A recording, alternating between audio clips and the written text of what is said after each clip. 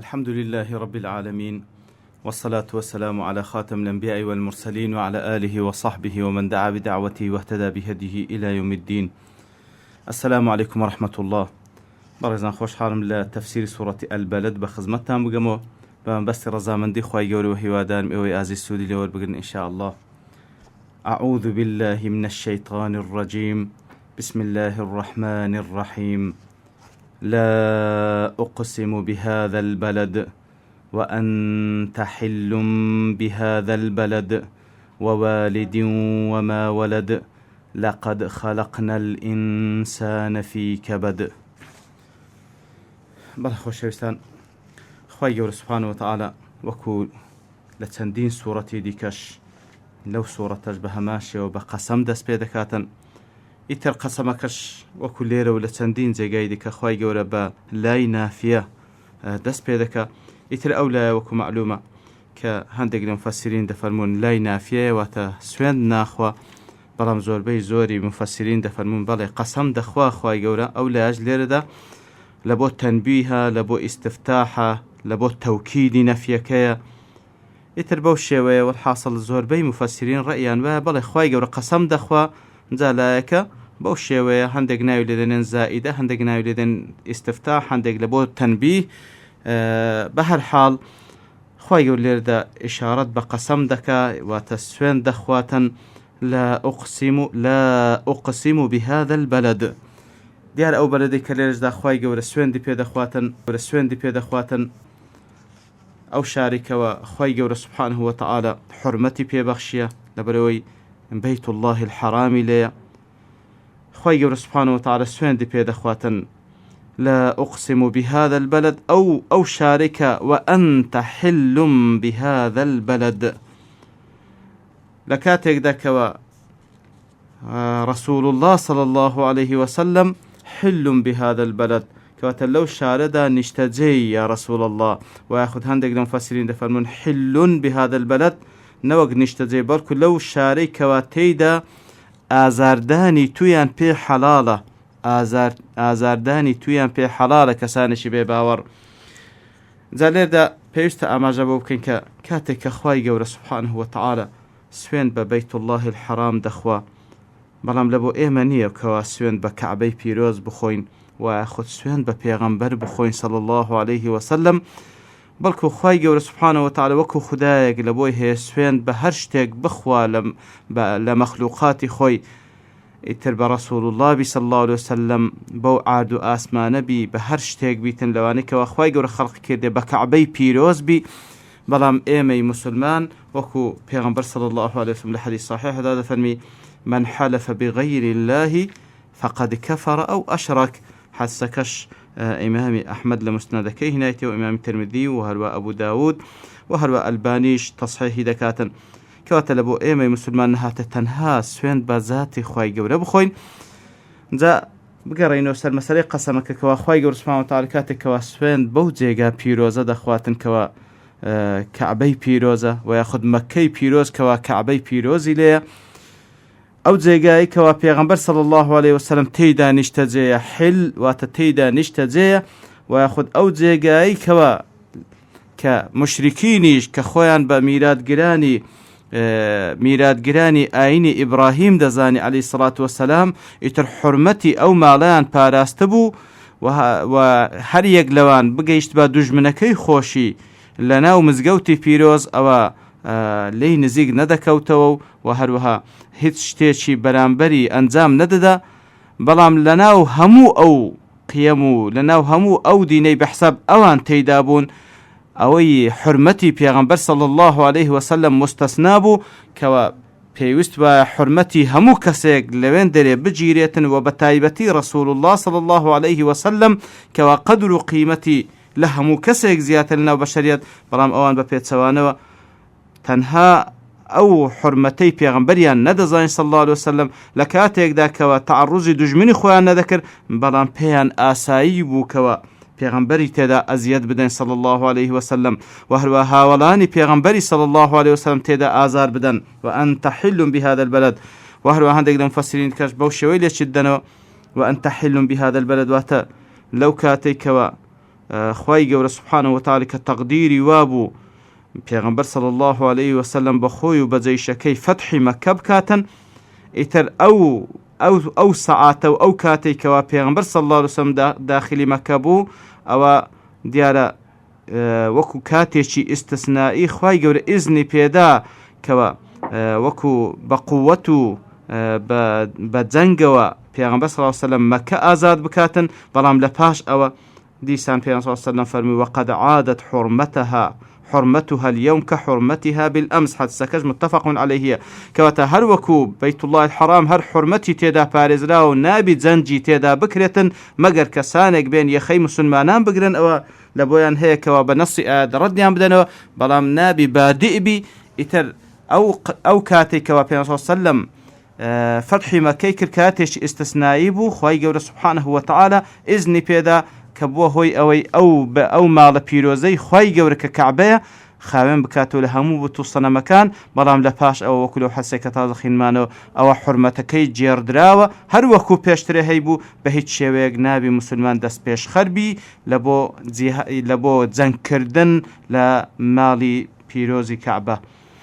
بل أوزا بوشي وجه لك درايته ووالد وما ولد وهروا أخواي قول سبحانه وتعالى سوين دخواتن بهمو والديكو بوي كوا ديبي كواتا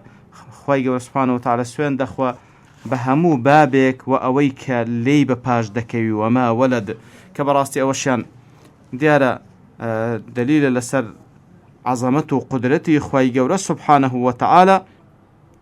هروكو يكم والد آدم عليه الصلاة والسلام وهر أويش وما ولد بو يكم كسكوا من دالي لي بباشكد أو زال باشوي حتى أورو حتى روج قيامتيش أو سنتي خواي قولي لمخلوقين بردوامة كدلالة لسر عظمتي پروردگار كبوشيوي خواي قولي كرديت سنة بني آدم بوشيوي لدواي يكتر بباش بكون يتر خواي قولي سوين بهمو بابيكو أوي كوا لي بباش دكوي كوا دلالة سر عظمتي خواي قولي سوين دي بيدخوا أوي كوا المقسم به أوي كذا فرمي لقد خلقنا الإنسان في كبد كواتا بلامي توكيدي قسمي وبقدي تحقيق خواي سبحانه وتعالى دفرميتن أو إنسان من خلق كردية في كبد ديار في كبد وترنجو تشيشو نارحتيو زحمة تشيشانو إتر بومانا نليك درايتو خواهي سبحانه وتعالى دفرميتن بو قسم وبو سوين داني كالبيش وخوران اويكوا خواهي فرم انسان ما خلق كردي لكبد لمشقد لزحمد لرنك تشيشان إثر او انسان هل لو كاتي هتاوكو نطفيك هتاوكو دسيتا ناو رحمي آفرتك ولوندري دقاتا هيلكيك تاوكو بي تيني إتر وكو مشقتو زحمتك لسراعك لنيوان أو همو نطفه حتى وكو يكيشان تنها دقاتن ببويضة باشان أو زكاتك أو بويضة أو هيلكو تلقيح دكاتن إتر دبيت بيضتي مخصبة أو ذا صبر مراحل كاني تكويني زنيني بسرداديو لمشقته زحمتي لناو رحمي أو آفرة دمينيتو تا نومانغان أو ذا بمشقته زحمتي لو دايك جداد بيتو أو ذا بوشي ويوكو معلومة حتى دمري قدري خواي قوربا أو إنسان في كبد لمشقته زحمة تشيشان دا لبروي براسي الدنيا دار العمل ودار بابرين جيغاي تاقي كرنوية وتاقي كرنوش بالتأكيد بيويست زحمتي تيدا بيتن تاوكو لنتيجة دا أويكوا لو تاقي كرنو لو زحمتي دردتي أو جا بيك جارتي لسر جيغا كاني بهش وكو خواي قول وصفيان دكا اتكاء بكانو بال بدنو لخوش يكاني نبراوي بهش دا بجين خواي قول لون محسيبك إن شاء الله تعالى هندك لهم فاسينيش دفن في كبد واتا في استقامة واتا أو إنسان ما خلق كرد بجوان ترين شيوة أي على أكمل وجه في الخلقة واتا بجوان ترين شيوة لأن خلقته هيكلو لا شوى بجوان ترين شيوة خلق ما كرد بلام زور بمفسرين وكو يكم زار باس ما كرد كبد بمشقته بزحمته برنز اللي يقددن والله أعلم أو ذا خواهي سبحانه وتعالى باسي إنسان دكا وبتايبتي أو إنسانك ودور لقيمي إيماني دفرمي أيحسب أن لن يقدر عليه أحد كواتا آية ئەو ئینسانە وا تێدەگا وا دەزانی کە هیچ کەسێک دەسەڵاتی بەسەردانیە، کە هیچ کەسێک دەسەڵاتی بەسەردانیە. دیارە وەکو گوتمان ئەو ئینسانە کە بەو شێوەی بیر بکاتەوە و تەسەوڕ بکاتەوە هیچ کەسێک دەسەڵاتی بەسەردانیە، ئەوە کەسێکی بێباوەڕە. هەروەکو خوای گەورە سوبحانەهو وتەعالە کە باز لە قەومی عاد دەکاتن لە سوورەتی فوسیلەت دەفەرمیتن فأما عاد فاستكبروا في الأرض بغير الحق وقالوا من أشد منا قوة. بەڵێ عاد تەکەبوریان لێدا لەسەر ڕووی زەوی بەناحەق، کە دیارە تەکەبور لێدا هەر بەناحەقە. ئەوجا دەڵێ دەفەرمی دەیانگۆ من ئەشەد منا قوة، چێ هەیە لە ئێمە بە قووەتتر بی. کەواتە ئەو ئینسانەی کەوا بێباوەڕە، ئەوەی کەوا شارەزایی نییە بەرامبەر بە دەسەڵاتی خوای گەورە و یاخود جحود و ئینکار دەکا ئەو دەسەڵاتی خوای گەورە سوبحانەهو وتەعالە، ئەویان کەسێکە وا تەسەوڕ دەکا ئەن لەن یەقدیرە عەلەیه ئەحەد، وا تێدەگاتن کەوا هیچ کەسێک ناتوانین دەسەڵاتی بەسەردابی، هیچ کەسێک دەسەڵاتی بەسەر ئەودا ناشچێ، لەبەر ئەوەی دیارە کەسێکە ئەو کەسە بێ باوەڕە خوای گەورە بەو شێوەی تاقی کردیتەوە کەوە ماڵ و سەروەت و توانا و دەسەڵاتی پێبەخشە، ئیتر لە خشتە دەرچووە وا تێدەگا ئەو ماڵ و سەروەت و دەسەڵات و تەمەن و گەنجێتیەی لە بەو بەردەوام دەبی، وا دەزانی وا تەسەڕوف دەکاتن کەوا هیچ هێز و توانا و دەسەڵاتێک نییە کەوا بتوانی زاڵ بی بەسەریدا. ئەوجا دەڵێ یەقول ئەهلەکت مالا لوبەدا. بەڵێ ئەوجا ئەو کەسە دەڵێتن یەقول ئەهلەکت مالا لوبەدا، کەواتە زۆر بە تەکەببڕەوە دەڵێ ماڵێکی زۆرم سەرف کردیە و بەخشیە تاوەکو ئەو قووەت و هێز و دەسەڵاتە دروست بکەم. یەقول ئەهلەکت مالا لوبەدا، کەواتە بە فەخر و شانازیەوە دەڵێتن ئەو دەسەڵاتی کەوا ئێستا هەیتی، ئەو دەسەڵاتی کەوا تێدەگاتن ئەو وا تەسەوڕەکە هیچ کەس و دەسەڵاتێک نییە کەوا بتوانی سەیتەرەی لەسەر بکا و لە ناوی بە، لەبەرەوەی دەڵێتن لەبەرەوەی ئەمن ئەهلەکت مالا لوبەدا، ماڵێکی زۆرم بەخشیە، ماڵێکی زۆرم سەرف کردیە، هەر بە هەوەنتە ئەو قووەت و دەسەڵاتەم بەدەست نەهینایە، بەڵکو بەڕەنجی چەندین ساڵ ئەو قووەت و دەسەڵاتەم بەدەستهینایە بە شێوەیەکی وا کەوا هیچ کەسێک ناتوانی لە ناوی بە. بەڵێ زۆر کەس هەیە بەو شێوەی کەوا خوای گەورە ئیبتلای دەکا بە قووەت و دەسەڵاتێک، وا تەسەوڕ دەکا کەوا هیچ کەسێک و هیچ قووەتێک نییە بتوانی لە ناوی باتن، هەر وەکو تاریخی شاهێدە لەسەر ئەو کەسانە. یەقول ئەهلەکت مالا لوبەدا ئەیەحسەب ئەن لەم یەڕەه ئەحەد. طبعا ئەوجا ئەو کەسە ئینکاری ڕۆژی قیامەت دەکا، ئینکاری حساب دەکاتن کەوا خوای گەورە سوبحانەهو وتەعالە حسابی لەگەڵ بکاو، لەبەرەوەی ئینکاری ئەوەش دەکا کەوا هیچ کەسێک بتوانی مراقبەی ئەو بکاو کار و کردەوەکانی لەسەر بنووسی. لێ دەڵێتن دەفەرمی ئەیەحسەب ئەن لەم یەڕەه ئەحەد، وا تێدەگا کەوا هیچ کەسێک ئەوی نەدیتە، مەبەست ئەوەی کەوا ئینکاری مراقبەی خوای گەورە و ئینکاری مراقبەی ئەو مەلایکەتان دەکا کەوا خوای گەورە داینە مراقبەی ئینسانەکان بکەن.